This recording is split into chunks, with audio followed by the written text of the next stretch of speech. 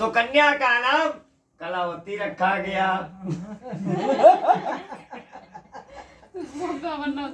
अब इसका नाम कलावती हो गया। कन्या भाई जन्म हो गई, कन्या का जन्म हो गया। बोले वृंदावन बिहारी लाल की जय। कलावती दिनों दिनों बढ़ती गई।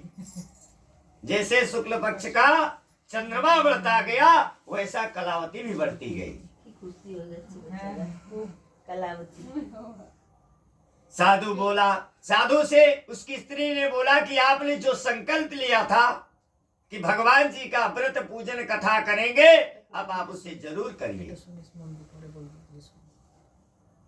कन्या का नाम अब आप उसे जरूर करिए। साधु बोला, हे प्रिय, इस कन्या के विवाह पर करूंगा। कन्या हुई, कथा नहीं हुई। अब बोले विवाह पर करूंगा।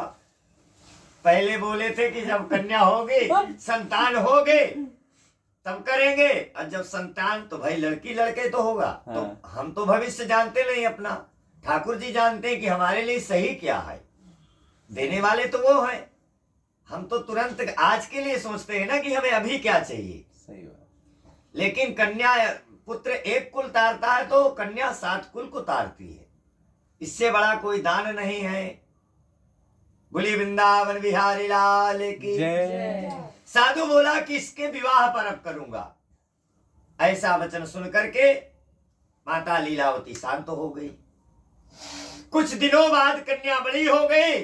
साधु ने अपनी कन्या को सखियों के साथ घूमते हुए देखा तो दूत को बुला करके कहा, मेरी पुत्री के वास्ते कोई अच्छा सा वर देकर लाओ। दूत साधु की आज्ञा पा करके कंचन नगर पहुंचा और वहां पर खोजकर देखभाल करके एक सुंदर योग्य लड़के को ले आया राजा के पास। राजा वर को देखा और प्रसन्नता के साथ अपनी पुत्री का भी विवाह कर दिया, परंतु कथा को फिर करना भूल गया। कथा को फिर करना भूल गया। भगवान की कथा नहीं हुई, कन्या का विवाह भी हो गया तो भगवान रुष्ट हो गए कि अभी तक तो ये था कि विवाह पर होगी, विवाह भी हो गया, अब कब होगी। तो भगवान रुष्ट हो गए। विवाह के बाद राजा अपने दामाद को लिया और दूसरे नगर में व्यापार करने के लिए चल दिए। राजा चंद्रकेतु के नगर में व्यापार करने चले गए। एक दिन भगवान की माया से प्रेरित कोई राजा का धन चुराकर भागे जा रहे थे। एक दिन राजा चंद्रकेतु का धन 2 चोर चुराकर भाग रहे थे। तो राजा के दूतों को आता देखकर चोर घबरा गया कि ये तो राजा के दूत मेरे पास आ रहे हैं, अब तो मैं बचूंगा नहीं।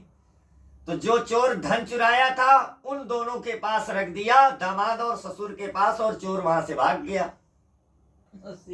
जब दूतों ने उस साधु वैश्य के पास राजा के धन को देखा तो बोले, यही वो 2 चोर हैं जो पकड़ के जो भागे रहे थे, पकड़ो इन्हें, ले चलो राजा के पास। राजा के दूतों ने उनको हथकड़ी डाला और ले गए राजा के पास।